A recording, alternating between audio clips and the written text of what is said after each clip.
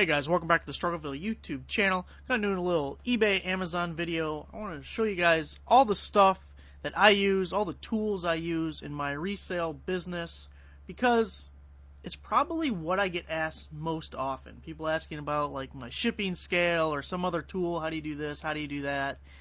And I feel like I'm always responding to that, and it's much easier just to give the people a link and be like, here, this is everything I use. So I thought since I made that post on my website, I might as well go ahead and do a video on it, and we can talk about all these individual tools I use. If you go to my website, struggleville.net, you'll see the link to it's right here, Essential Tools for Resellers, and I'll also put a link in the description below. I tried to organize these things the best I can. 90% of what's here are things that I actually own. Some things, they came out with like a new model or a new version and the original's not available anymore. And other things just aren't conducive to buying online because of the size or whatever. But I still wanted to provide a link so that you know exactly what I'm buying or what I have, and try and tell you why I prefer this item over something else. They all are affiliate links, so use them or don't use them. Obviously, I would appreciate people using the links. So, let's just get right into it. First thing here I have is my shipping scale. Oh, and here's what I did to make the list. I buy almost all of my stuff on Amazon.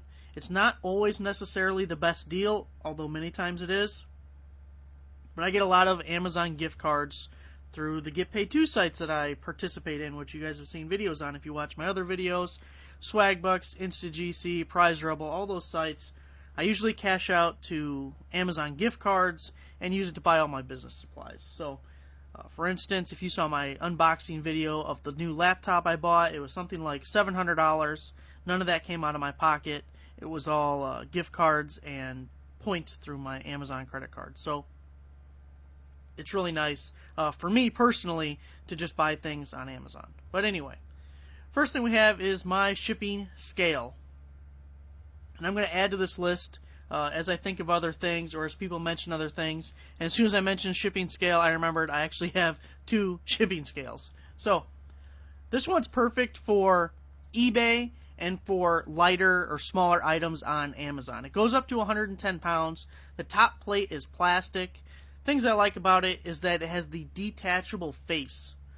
My old scale, the faceplate where it displays the weight, was attached to the scale. So if you had a box that was bigger than like 8 inches square, you couldn't read the screen. You'd have to sneak your hand under there, hit the hold button, take the box off, and see what it weighed. With the detachable screen, it can be anywhere, and you can see exactly what the item weighs. Now, it's rated as going up to 110 pounds. The problem is, I wouldn't trust putting a 110-pound box on a plastic base for that scale. And a bigger box is very hard to balance on that scale. So my other scale is also, it's a Dymo, I think it's an S150. Bigger base plate, and it's metal instead of plastic. So that's the scale I use for FBA boxes that are up to 50 pounds, because I just feel like they work better for that. But for your normal, everyday stuff, this is what I have sitting on my desk right now and what I use.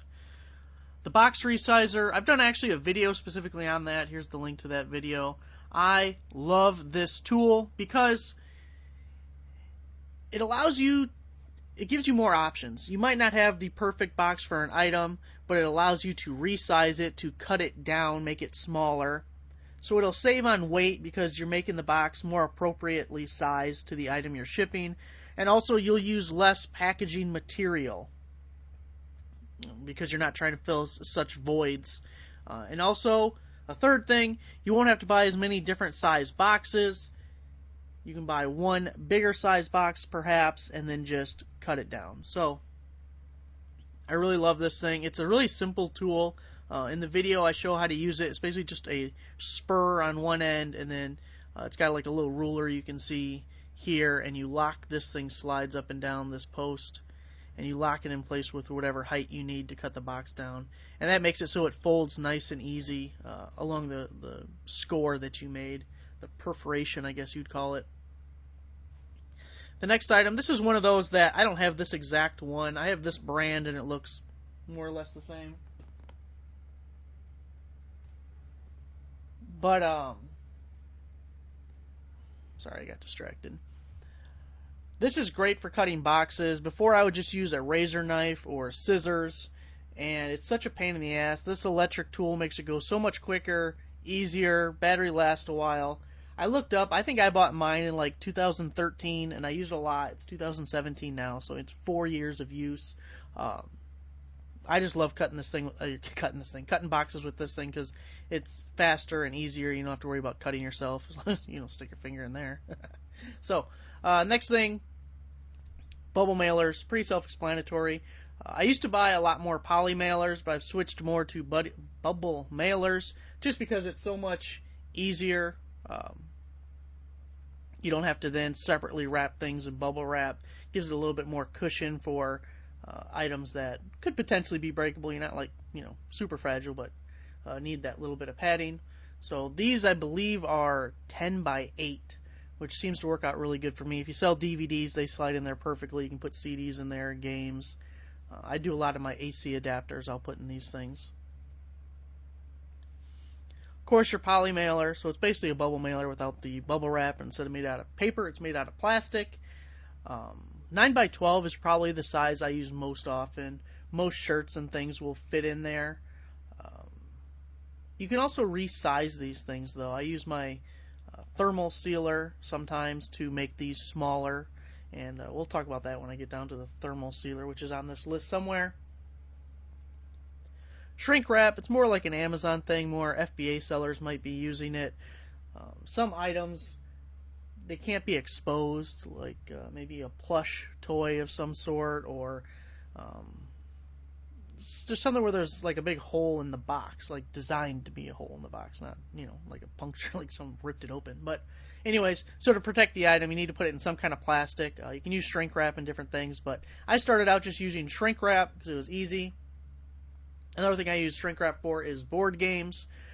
I usually wrap it around the lid so that it holds it tight, and hopefully the pieces don't move around too much. Some people will put rubber bands. Unfortunately, most thrift stores use tape, which just has the potential to rip the graphics off the box. So this is one way to protect it without risking damaging it. So I do buy that. They also have shrink wrap. It's like a 3-foot long monster roll. It's a pain in the ass on most things to use, so I've had one roll of it forever. Excuse me, I'm going to die over here. Bubble wrap, pretty self-explanatory. I buy mine on Amazon just because of the gift cards. I used to buy it at a local flea market because a person had like 1,500 foot roll, something huge. It was like 4 feet tall, and they were $15, so they were really a good deal. One thing to look for when you're getting bubble wrap, I usually buy the 3/16 inch, which is like medium bubble. I think the larger size is 7/8, and sometimes that's better. But for most of my stuff, I use the 3/16. You definitely want something that's perforated every 12 inches, and most of it comes that way now, but there are some that are not perforated, and that's just a huge headache because then you're sitting there cutting it all the time. If it's perforated, just grab it, rip it, go. It's a lot quicker. Just makes it simpler for you. Dymo, label writer, thermal printer. I use the 450, which is great for eBay shipping labels and FBA labels. They also have one called the XL, which is, last time I looked at it, like 4 times more expensive, which is why I don't buy one, because I just didn't see the value in that much more money. But it uses specific size, they call it internet postage labels. I had to buy the wrong size labels twice before I got to the ones that actually I needed. So if you click on this post, it shows the exact sizes you need for postage labels and also FBA labels. I really love a thermal printer because you don't have to worry about smudging. You don't have to worry about water. If the package got a little wet or something, it's not going to run or whatever. It'll be readable. And it just looks more professional than some of those half-sheet labels, although I still use those from time to time too. Here are the internet postage labels I was just talking about. make sure you get these because they have like something just called a shipping label, which at first I thought, yeah, shipping label, that's what I need. No, that ain't it. And then there was, I think, large mailing label I tried, and I got those. No, that ain't it either. So, I still have those if you need them. They're in a box over here, about 1,000 of them that I can't use. So, internet postage labels is what you want if you buy this Dymo label writer. So here are the half-sheet shipping labels. That's what I buy. I still use these for Amazon merchant fulfilled stuff. You can get free ones through UPS. You set up a shipping account through UPS and they will ship you, I think it's packs of 50, 52 sheets, so 100 labels. The thing is, they will limit how many you can get if you use too many and then you try to order more, it'll give you an error message. I'm not sure how they track it or how many you can exactly get. Also, the labels on them, on the edge, say for UPS only. So if you're using the post office, you're technically not supposed to use them. I'll let you decide the ethical value of whether using them with the post office or not. It is an option, though.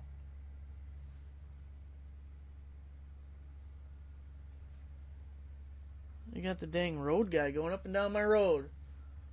It's annoying me. Construction, city trucks or whatever. Okay. Fragile stickers. This is one of those things, man, you really don't need. But I added it because here's the problem. The fragile stickers don't actually do anything. Even if you have a fragile sticker on your item, it's going to be going through the same processing system when going through USPS, through the post office. It's going to get practically dropped off a cliff. That's just what they do to items. There's not much you can do about it. And the fragile sticker is only for the buyer. Because I've had buyers complain, because they bought something fragile, it didn't even break. But they complained that it could have broke because I didn't put fragile stickers on it. So it's really to appease the buyer. So they think you spent more time and took more care with the item because you slapped a couple fragile stickers on them. And really that's the only value I see in those stickers at all. So, but I do have a roll of these. Clothes folding board. I love this thing because I can't fold for shit. Don't know why, but I can't. It always looks awful. So I now fold every shirt that sells with this little folding board, and it's great. It's really easy and quick, and maybe I'll do a video on it in the future, but most people probably don't care. But for me personally, it was quicker and made everything look better. My girlfriend always made fun of me about how awful my shirts looked when I tried to just fold them on my own, and mostly just looked like rolling it and stuffing it in a poly mailer. Anyway, there you go, folding board. USB barcode scanner. Originally, I don't know if I did a video, but I definitely did a post on my website to a corded version. Basically the exact same thing, but with a cord on it. And I really liked it. But then I got this wireless one, which is only maybe $10 more. And it's so much better. It's so much better not being tethered to that cord. Because I have basically two different workstations. I have my regular office upstairs that I'm in right now that has, about 4 shelving units. And then I have another setup down in the basement that has 10 more shelving units full of stuff. And it sucks being tethered to a cord because you only got like 6 feet that you can go. With this wireless thing, I can go to any of those shelving units, grab any item, scan it right there, go back to the computer, and all the information's pulled up. So it was a great value for me to switch to this wireless one. I probably will do a video on this only because there's a few things on this specific one that I would want people to have a heads up on. So real quick, I'll demonstrate it in a video down the road sometime, but 2 things that I had to change on this. The instructions come with some settings, and it's basically scanning different barcodes, and that gives you different settings within the machine. By default, it turns off like every 30 seconds or something like that. And that was just really annoying to me because you'd have to pull the trigger, click it, whatever, and that would turn it back on, and then you'd have to wait for it to start up or get ready, which is only like 5 seconds, but still, and then you'd have to scan the item. So it just slowed me down a lot. And one of those barcode settings is to change it to like 5 minutes, 20 minutes, an hour. I think I have mine set for 20 or 30 minutes, whatever that was. So that's the one thing. The second thing is, you do, even though it's wireless, you have to charge it periodically, right? There's a built-in battery. And it uses what looks like an Ethernet cable, and the other end is a USB, so you charge it through your computer. I guess you could get a USB adapter thing, plug it into an outlet. But the problem is, it plugs into the base here, and it has the little clip, you know, like an Ethernet cable does, or like a phone cord has. And I think it's even in the instructions. It says to use like a pin or something, because when the cord goes into the bottom of this is why I need to make a video on it. When the cord goes into the bottom of this thing, the plug sits flush with the bottom, so you can't reach the little tab to push down on it. So they say to put like a little screwdriver or a paper clip or something in there to push the tab down and then pull it out. Huge ass headache. It's awful. I don't know why it's designed that way. There has to be a better way of doing it. I think it's just laziness on the company's part, honestly. So all I did was I snapped the stupid tab off, and I've had this, it had to be over a year by now, and I've had no problems with the charger just breaking that stupid tab off. So you might want to do that. Another little thing I just use is a USB card reader. My computer doesn't have all these different slots for cards, and plugging in my digital camera to my computer is just really a headache, because you have to turn it on, and when you turn it on, the screen comes on and everything, and then I forget to turn it off, and next thing I know, the batteries are dead, and I only took like 2 or 3 pictures because I forgot to turn the damn thing off. So it's much easier to take out the SD card, plug it into this thing, and it saves my batteries, and it just loads quicker in general. So I bought one of those. Scotty peelers, this is a little 10-pack because they're plastic. They do wear out.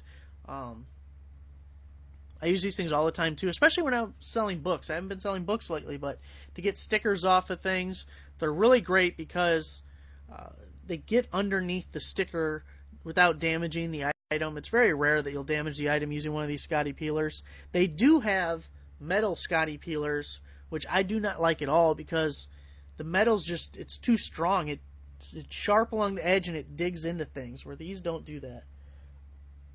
Now, after you use it for a while, the edge gets curled up and a little dull, and you're going to need to replace them. So that's why I showed a 10-pack one, because if you just bought a pack of 3, you're going to go through them and need to be buying more. It's price per unit. It's cheaper to buy a 10-pack. So put that on there. My heat gun, this is actually an item from Harbor Freight, but they do have them on Amazon also, so there's the Amazon link. This is for shrink wrap. Mostly is all I use it for, but also for removing stickers. When you're using this Scotty peeler, I mentioned in the blurb over here that I use Goo Gun to kind of loosen up the sticker, and then heat it up with a heat gun. Man, those things will just fall right off. So just be careful not to destroy your item. Something like a CD case, you don't want to use a heat gun on because that plastic gets so brittle, you will very likely warp it, melt it, or crack it. So, but I also use it with my shrink wrap, which we'll be getting to in a minute. This thing I've owned for years and years. I use this literally every day because I am psychotic about putting things in shrink wrap. So I use it all the time, and it's still alive and kicking. So it's a good tool to have. Now, the impulse sealer. I love this thing. Love, love, love this thing. This is not the exact one I have, although it looks exactly like it, so maybe it is just under a different brand name. The one I have isn't available for sale anymore, so. 16-inch is what I use.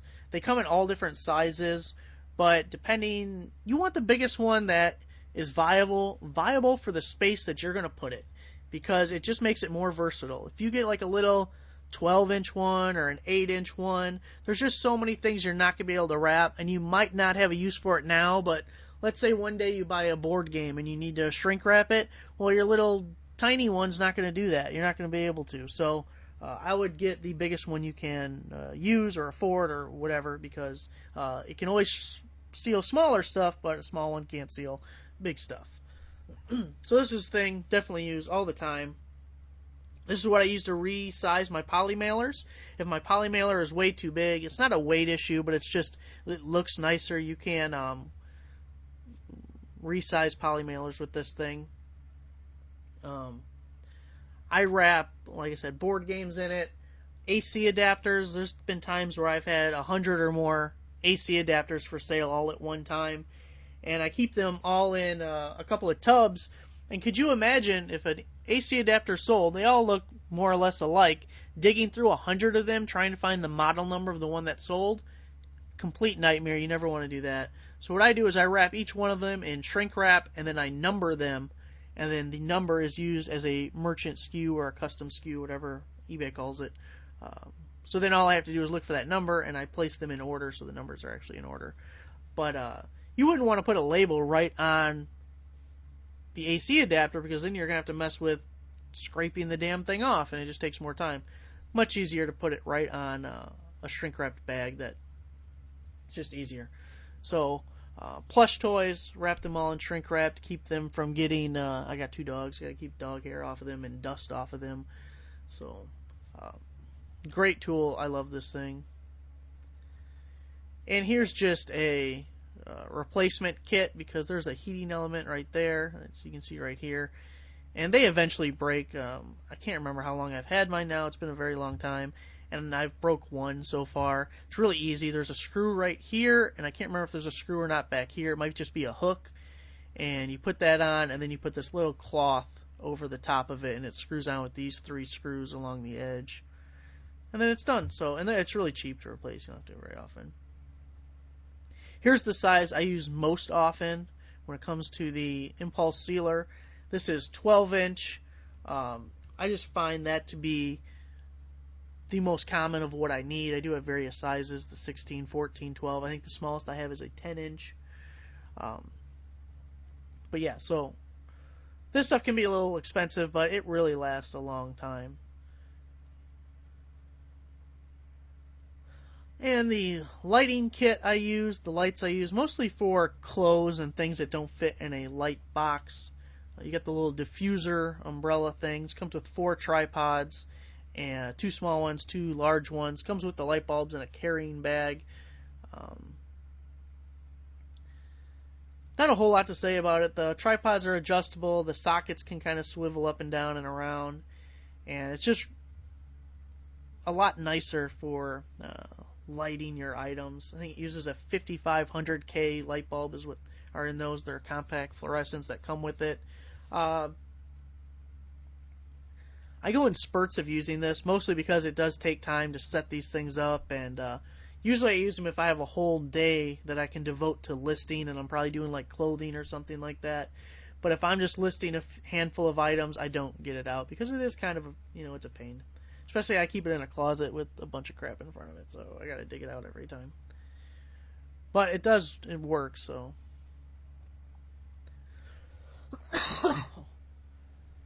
Cowboy Studio photo tent. This is what I use for my light box these days, and it also comes with 2 lights. Well, the one I did came with 2 lights. Maybe they've updated it because I don't see the lights in the picture here, but anyway.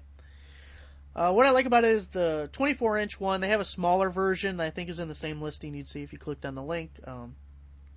But again, if you get, like, let's say the other version is 20 inches or 16 inches and your item's too big, it's a pain in the ass. But if you get the 24-inch one, it doesn't matter how small the item is, but it can, hold a larger capacity item. So, also it has 4 different color backdrops. You can see right here, white, black, blue, and red. I don't know if I've ever used the blue or red, or I don't remember using it. But the black one I'll use on sometimes clear items or items that are white, because you don't want a white item with a white background. That's just a pain in the ass. But most of the time I do use the white one.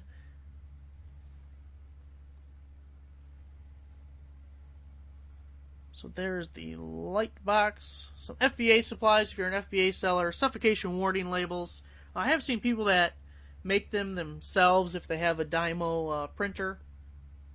But really it's not cost effective. It's basically the same price as you're paying for the labels if you just buy the suffocation warning labels. So anything that's in a poly bag that is, I think, over 5 inches, I don't remember exactly, needs a suffocation warning label sticker. So you slap that on. Those are the ones I buy. If you have the Dymo label printer and you're an FBA seller, These are the labels I use for FBA, the 30334 multi-purpose labels. Not a whole lot there. If you're an FBA seller, that's what I use.